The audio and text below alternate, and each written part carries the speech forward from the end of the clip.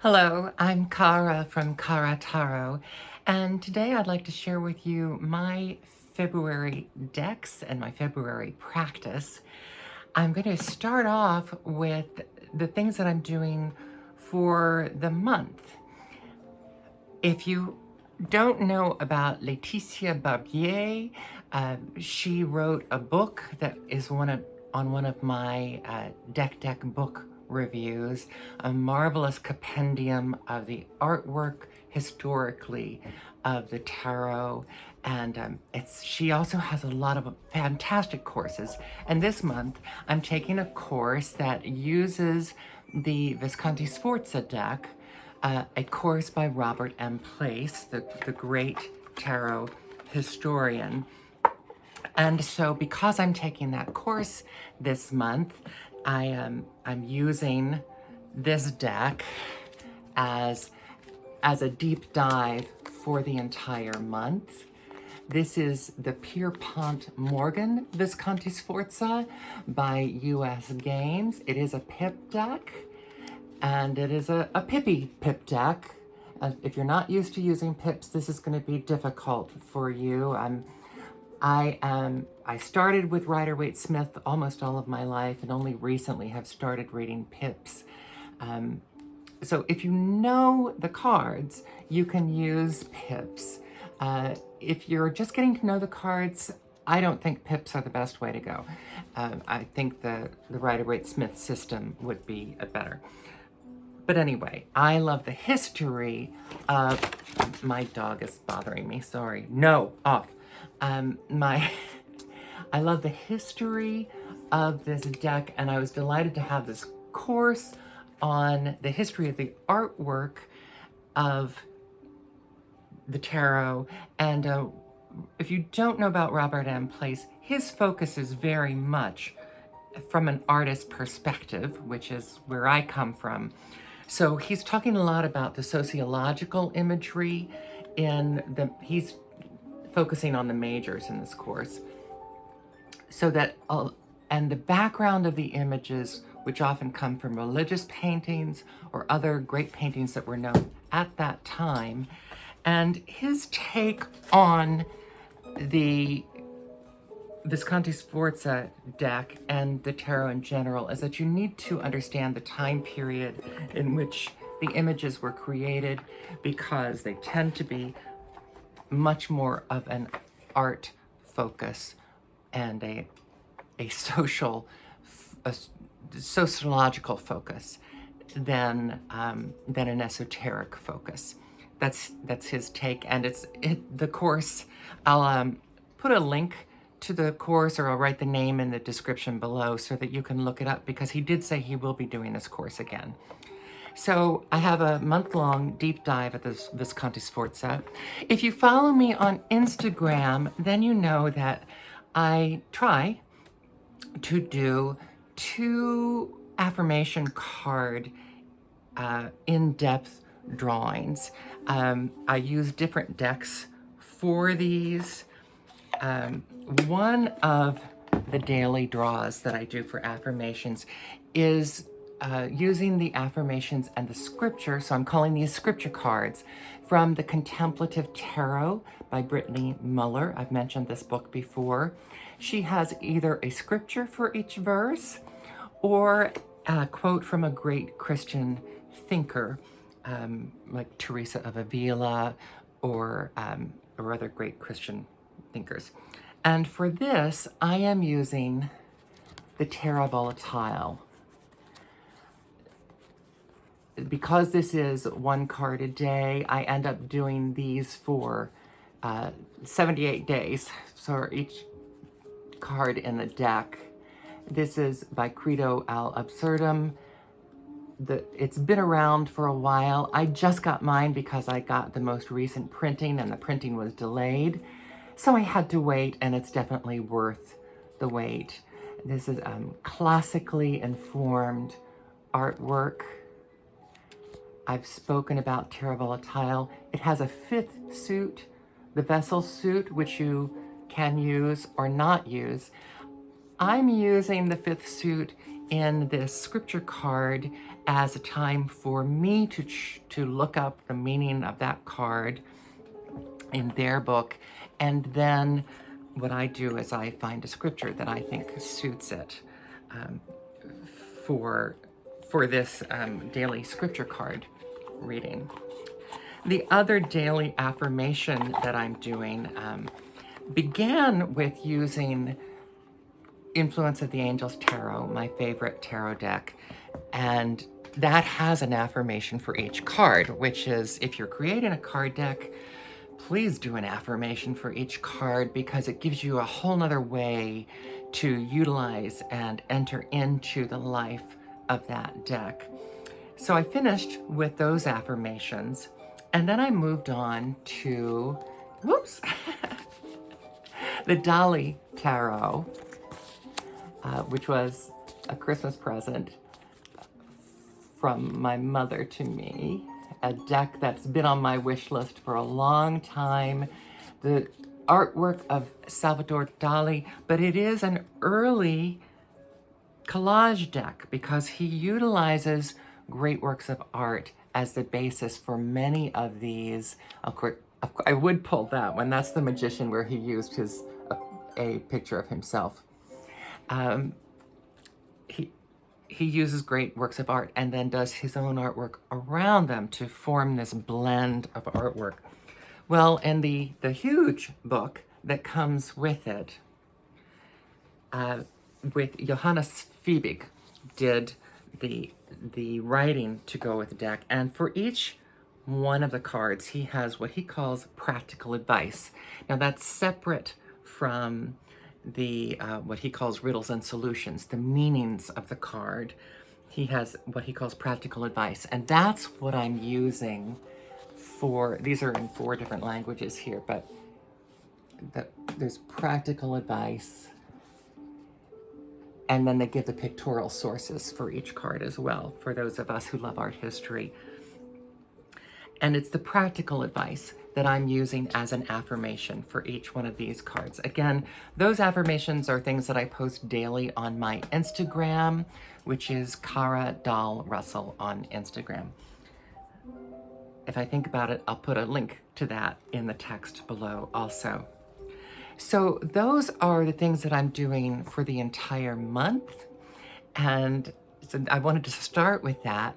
And now I will shift to the decks that I'm focusing on this month. I try to focus on 2 decks a week. And this month I chose them mostly around the idea of Valentine's Day and pinks and florals and nature. And those were my overriding themes for this month, which you will see in the decks. And this is Persephone. She is my Black Great Dane mix that came from the Humane Society, and she's almost two and a half. So she's still an obnoxious puppy.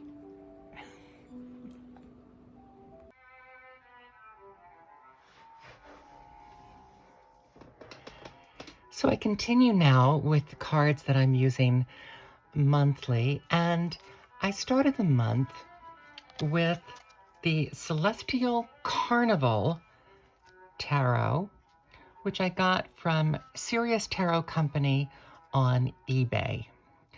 Now, I've had this deck for a while, and I got this before I really understood the use of AI in decks. As a working artist, I'm not really in favor, or I don't like supporting AI decks.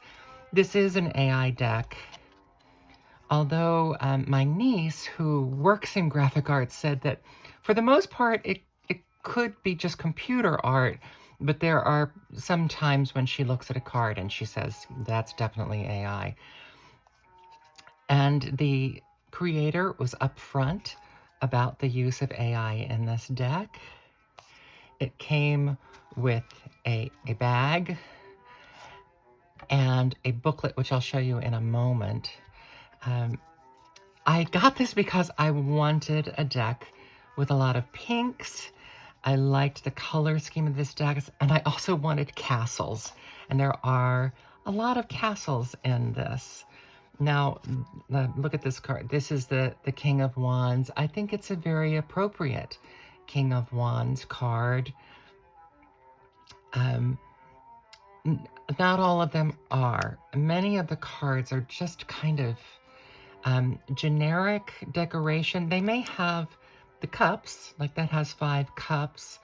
Whether or not this is a good example of one, the 8 of Cups, of whether you find that to be very intuitive or not, I guess is up to you. I don't. I find that to be more decorative. But then some of these cards, like that Emperor card, I like quite a lot. So I think this deck is hit or miss, but as I said, I got it for the colors, and as far as working with it, I don't know how much working with it that I will do personally. Certainly if someone wanted me to read with it because they liked the looks of it, I would.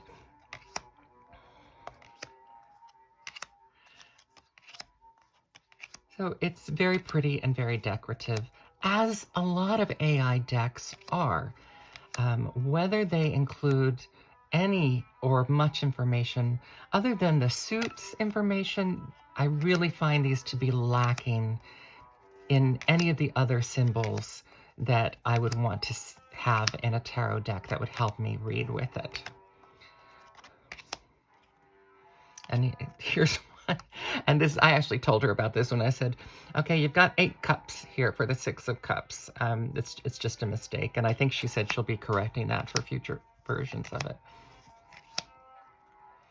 But very pretty, as I said. I do like that Tower card.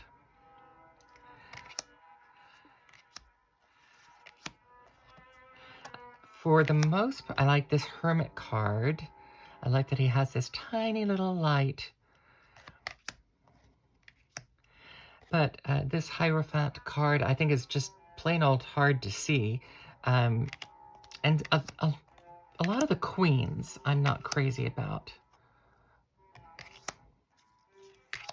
So that's the Celestial Carnival. Now, what I love about this deck, this is the maker, SiriusTarot. You can look her up online on Etsy, and it's SiriusTarotCo, C-O as in company. This book is wonderful.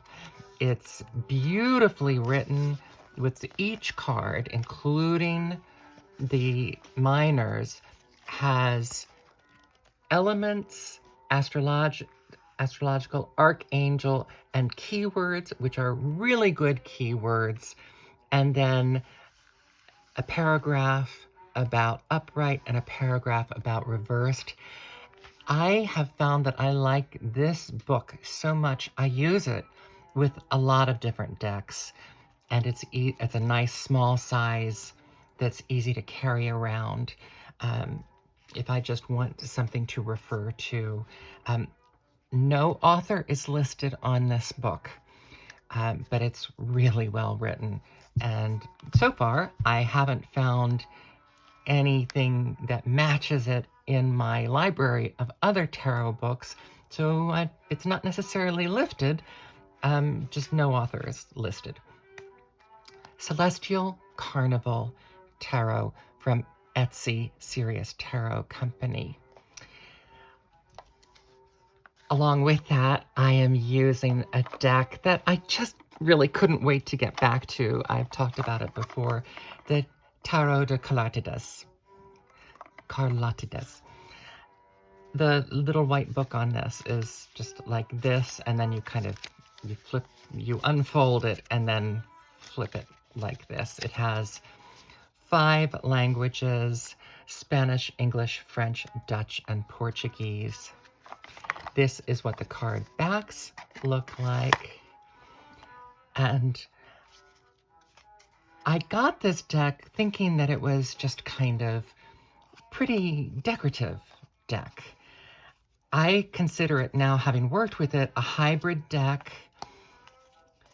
I've done a quick flip through of this deck. Here's an example of a card that's almost like a pip card because you've got your 3 coins, and it is illustrated, but whether that goes with what you think of for the 3 of coins, I don't know. It certainly would give you a different intuitive hit than the normal meaning. I love this Emperor with no clothes. This certainly is what you would expect of the 9 of Swords. Sorry, I'm holding these a little high. The coins, once again, 5 of Pentacles. Whether you get the normal meaning from that or not is debatable. However, there's a unity to this deck. The colors are just cotton candy wonderful. And what I have found is the more I work with this deck, the deeper it gets. I look at her meanings, and there are just wonderful things going on. So it isn't just a pretty deck. That's the Queen of Wands. These are smaller than usual tarot-sized cards. Make them a nice vacation deck.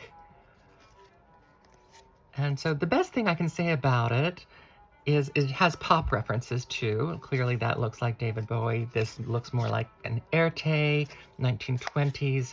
There's a reference to Hedy Lamarr and the Ziegfeld Girls in here. They're just, that's kind of the Weimar Republic kind of image. The beautiful Princess and the Pea imagery. So just really lovely, colorful, fanciful, floral imagery, and then, but also depth, as with this one. You'll see the Queen of Cups. And one of my favorite towers, there's the Hedy Lamarr image.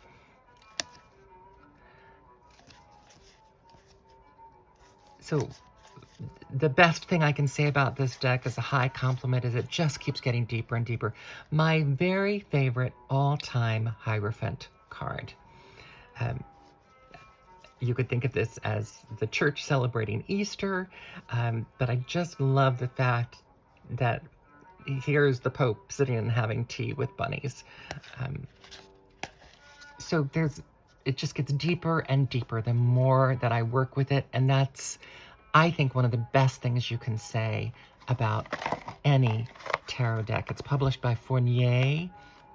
The card is kind of regular poker weight card stock. And as I said, a smaller size than traditional tarot. My second set for the month is the 30th anniversary of the Enchanted Tarot. It comes in a wonderful box with a bag and the book, and then these large-sized tarot cards. And these are almost as, I think they are the same length as the giant Rider-Waite Smith. And they're a little narrower. As this deck has been around for 30 years, and there's a reason it's been around for 30 years. I think it was one of the first collage decks, and it is just, every time people see it, they gasp with the beauty of the artwork, and certainly an incredibly different kind of intuitive feel to this deck. It is color-coded by suit. The majors are purple. Pentacles are green. Wands are kind of an orangey gold. Swords are blue. And where are they? Cups are pink. And they're hearts. They're called hearts in this deck. This was one of the first positivity decks as well. It was created by a couple. So not only was their intention that it reflect their love, but it also is a wonderful reflection of positivity in the book. The way that it's written, it does tend to be a little softer for some of the scary cards. The book itself is beautifully written. Each card has what's called a dream, which is kind of a story about the card and the artwork of the card. The awakening, which is kind of a deeper meaning of the card, and then a quick read with both a message and an outcome reading. Sometimes these are the same, sometimes they differ slightly. So you sort of have 3 messages to work with. And then what's interesting to me is the enchantment. This is the Enchanted Tarot.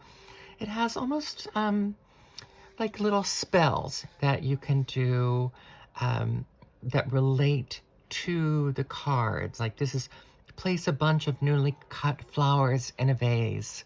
Over the next 13 days, observe them.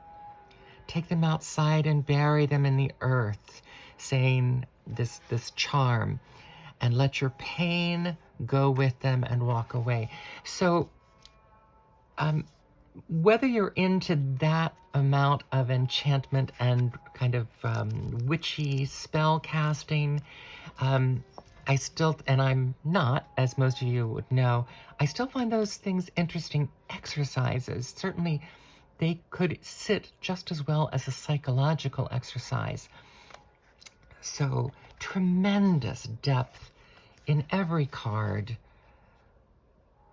depth of imagery, great color. This is one of the, I'm not big on edging decks, but I did edge this deck with the color of each suit. So you can tell that meant something to me with this deck. The same time I'm working with this, I am working with the incredible Tarocchi of Mr. Friborg with the expansion pack that I got so that it becomes a Minchiati deck. He definitely did intend for it to be, even with this, the main package is along the lines of a Minchiati. So that works very well. I am, this year, very interested in studying and getting to know Minchiati decks better. I will tell you, I don't know if it's still, because he just came out with another deck called Sirens, he put this deck on 50% off. I had had my eye on it for a long time, and so as soon as I saw that 50% off, I got it. He has 2 colorways with this deck. This is the classic, which has a white border and kind of a Delft China pattern. Skulls predominate in this deck. I would call it a Memento Mori deck. And then the other colorway is a more, I think it's antique or something. The edges are more off-white and look as if they've been handled, look like they're older. This deck can be a little unsettling because all of the people in it, all of the images have skulls. So the Fool, they have skull faces. Beautiful, beautiful pip artwork.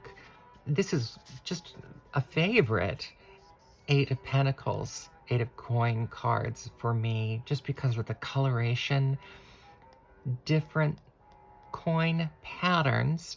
All of those things give you a lot to work with when you're working with basically a Tarot de Marseille style. That gives you a lot more to work with.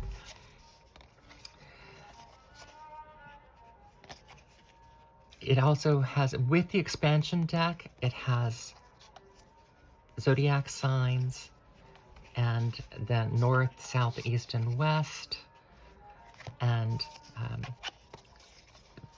which is typical for the Minchiati decks. His cups vary.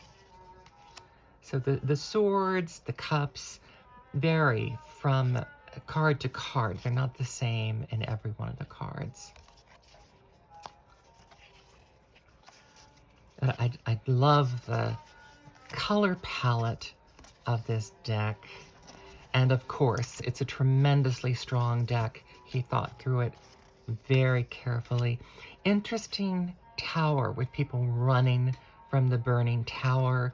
When you add the skeletal faces, it becomes quite dark but very emotional. As I said, I refer to this as a memento mori deck because of all the skeleton faces. I don't mind that because of the meaning of memento mori, which is just remember that you will die, that we will all die, that death comes to us equally. So I think I'm not going to go all the way through this deck, but this gives you a very good sense of how it reflects both the older Tarot de Marseille there in the bastioni and the clubs, and also sort of Solabusca imagery. He's just incredibly knowledgeable, and it comes through in how he has put this deck together. As is typical with a Minchiati deck, all of the knights are half human, half beast. So it is the pinks and purples in this deck, though, that made this my Valentine Week deck.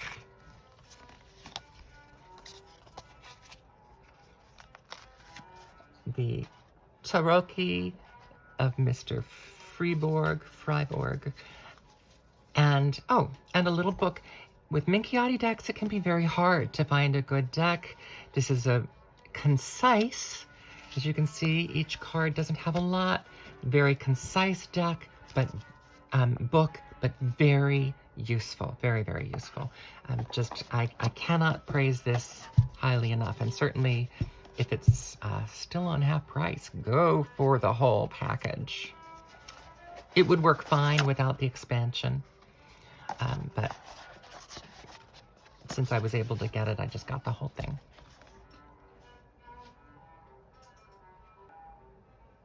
My next pairing for February readings is the Curious Travels Tarot deck. This deck has just been calling to me for a long time. I have not begun work with this yet. I know it will be a favorite. By Amelia Rosier. It has sort of minimized images of the cards in the book in color. The images are fantastical and fun. Many people have raved about this deck already online, so I won't do a whole flip through. There is isolated gilding on the cards, but the illustrations are not always cutesy. This one I find a little unsettling, and some of them are, but beautiful illustrations. The people are not always people. They're kind of people with animal faces. One of my favorite Hermit cards because it references back to early cards before this was the Hermit, when this card was Time, and then the Hermit card was the Star. So again, a deck that is deeply knowledgeable, and yet with this kind of innocence and yet darkness combined.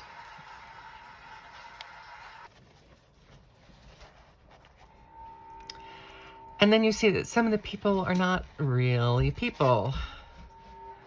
And also full of the symbols that you would expect to be in the cards. And then this is a card that's unique to this deck, the Travelers, for the Curious Travelers deck. A variation of the hand imagery, the ancient imagery with the fire on each finger. Here we have it growing into a vine. And again, other examples of that hand imagery. Gilded hands reaching up. So a deck that has just everything. Whimsy. Here, the King of Fire has Head of Fire. Whimsy, depth. I so look forward to working with this. I have no doubt it will become a favorite deck of mine.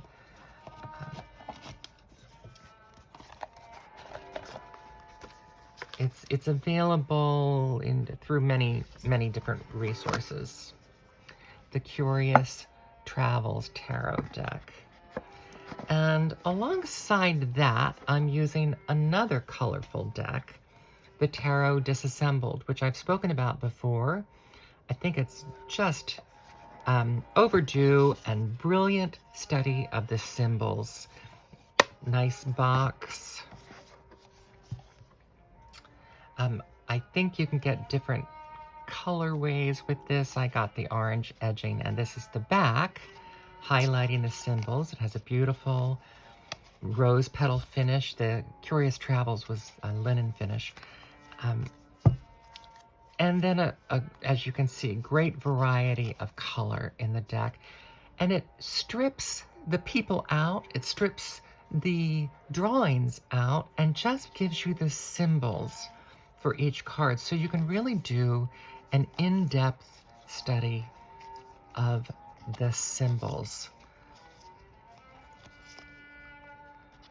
which gives you a completely different way of mentally breaking down the card. I think only one or two of them does she retain the person, and that's when it has to be there. I think the Hanged Man is one, and for that she uses an image that's more like the artist's jointed dolls. Wheel of Fortune here with all the various symbols that come up in that card. I think it's just an incredibly useful study deck and an interesting and colorful deck to read with.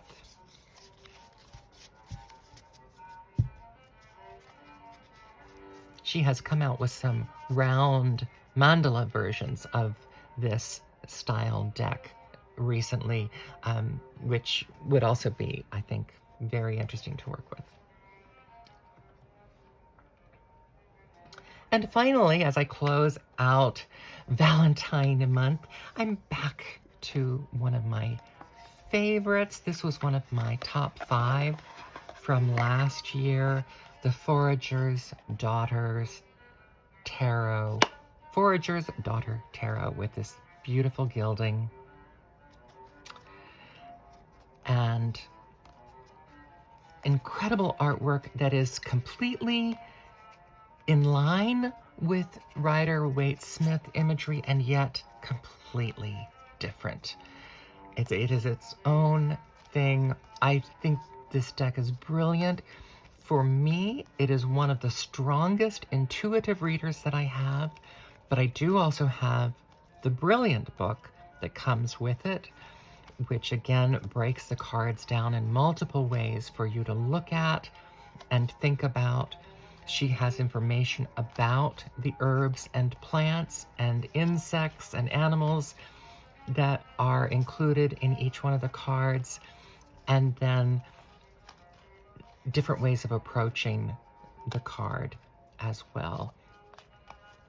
I constantly rave about this deck. I look for, at the end of this month, I'll be working with this more intensely again, and I so look forward to it. Now, last time that I worked with this, I paired it with the Woodland Wardens deck, and I swear those two decks had audible conversations. I almost didn't need to look at any of her meanings because the conversations I was getting were so strong that even though I was using that as my time to get to know her deck and get to know her version of the meanings, the conversations were so strong between those two decks that it became its own thing. Every single day I was just hearing them speak to each other. This time I am trying, I think this deck is out of print now, Botanical Inspirations Oracle deck, which is about the Victorian language of the flowers. It has a book that I haven't really cracked yet. It has a lot more information about the individual flowers. I just knew that these cards would look well together and complement each other. And when I work with them this month, we'll see how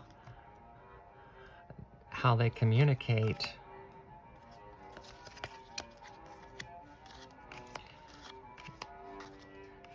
But this is an instance where, again, with Valentine's Day in February, I wanted these nature themes to round out the month for me. But also leading into March with St. Patrick's Day, again, I wanted more plants. So this is how I'm working this month. I look forward to hearing what you're doing with your practice this month. And I hope you have a wonderful February.